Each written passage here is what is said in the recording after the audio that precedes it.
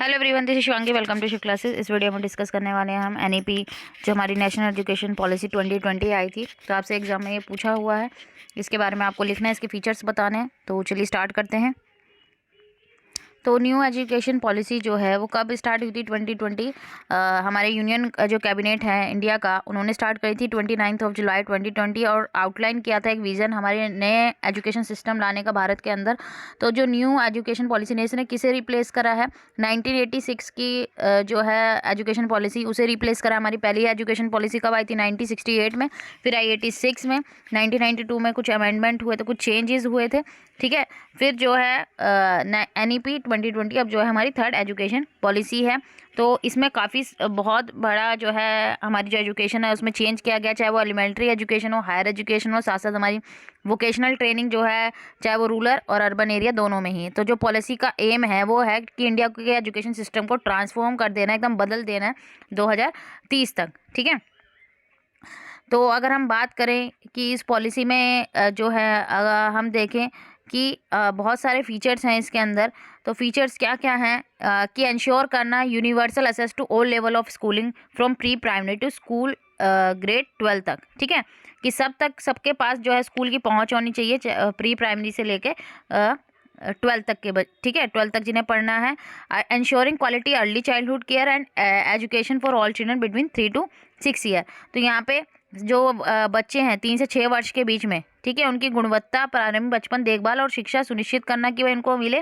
और जो भी चाइल्डहुड केयर होती है भाई, अर्ली चाइल्डहुड केयर होती है, वो उन्हें मिलनी चाहिए। और न्यू करिकुलर जो हमारा अब न्यू स्ट्रक्चर है वो 5+3+3+4। अगर आपने डिटेल में पढ़ा होगा भाई, आपको फीचर्स लिखने एग्जाम में, पहले हमारा क्या स्ट्रक्चर था? 10+2+3। ठीक है, जो हमारा स्ट्रक्चर था। लेकिन अब हमारा स्ट्रक्चर का इसमें प्री प्राइमरी जो हमारा प्री एजुकेशन को, जो हमारा प्री स्कूलिंग को भी यहाँ पे ऐड किया गया है।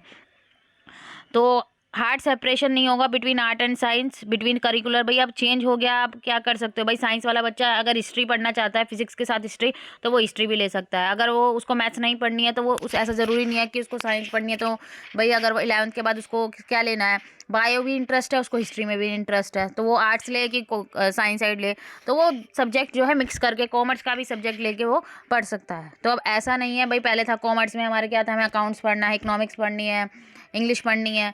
ठीक है, लेकिन अगर मेरे को हिस्ट्री में भी इंटरेस्ट है तो अब मैं हिस्ट्री भी कॉमर्स में जो है मैं अपना सब्जेक्ट जो है अपने अकॉर्डिंग जो है चूज़ कर सकती हूँ। ठीक है, इस्टेब्लिश करना national mission foundation literacy and numeracy.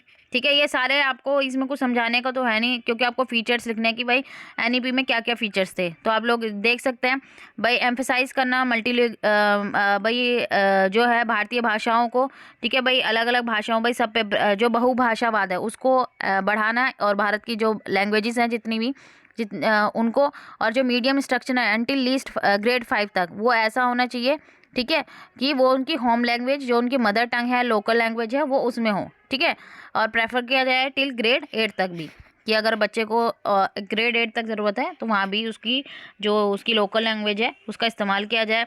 Assessment reform भी, board exam on up to 2 occasion during any given school year, 1 main examination and 1 for improvement if desired. तो यहाँ पे किसी भी स्कूल वर्ष के दौरान 2 अवसरों पर बोर्ड परीक्षा, ठीक है, और एक मुख्य परीक्षा और एक सुधार के लिए, और अगर ज़रूरी है। और सेटअप किया गया नेशनल असेसमेंट केयर पर। अब इनके बारे में डिटेल में पढ़ने का तो अभी टाइम नहीं है, आपको तो फीचर्स लिखने हैं एग्जाम में, तो आप लोग इनको लर्न कर लेना। बाकी डिटेल में आपको यूट्यूब पे और भी वीडियोज़ मिल जाएंगी जिनमें इन सब के बारे में डिटेल में जो है बता रखा है। ठीक है, नेक्स्ट आप देख सकते हैं इक्विटेबल और इंक्लूसिव एजुकेशन होनी चाहिए भाई, सबको एक जैसी और इंक्लूसिव भाई, सभी बच्चों को जो है, चाहे वो किसी भी बैकग्राउंड से हैं, कोई से भी जो है ग्रुप से हैं, सबको जो है एक जैसा ही माना जाएगा। A separate gender inclusion fund और स्पेशल एजुकेशन जो for disadvantage region and group, robust करना, transparent process for recruitment of teacher and merit based performance, ensure करना availability of all resources through school complexes and clusters.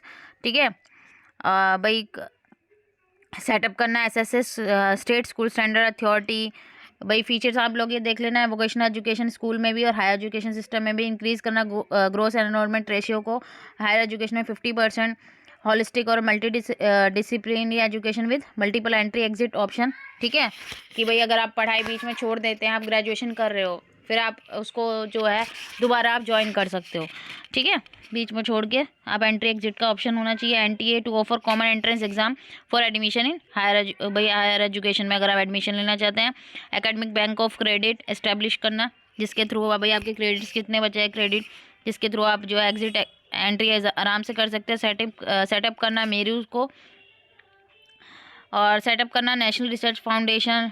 Light but tight regulation, ठीक है।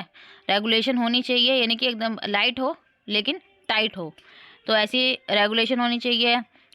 और ये आप देख सकते हैं, ठीक है, रीड आउट कर लेना। और 2-4 और फीचर्स भी हैं, पर एग्ज़ाम के लिए इतने बहुत हैं, कितने याद करोगे, ठीक है। शायद शॉर्ट नोट्स में आपका ये पूछा गया था, तो इसको अपने फ्रेंड्स से ज़रूर शेयर कर देना। Thank you.